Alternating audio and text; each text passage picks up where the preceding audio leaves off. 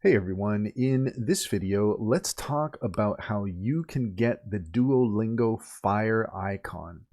In order to do so, here we are in Duolingo, and what we're looking for is up at the top, you're going to see this icon that looks like a flame.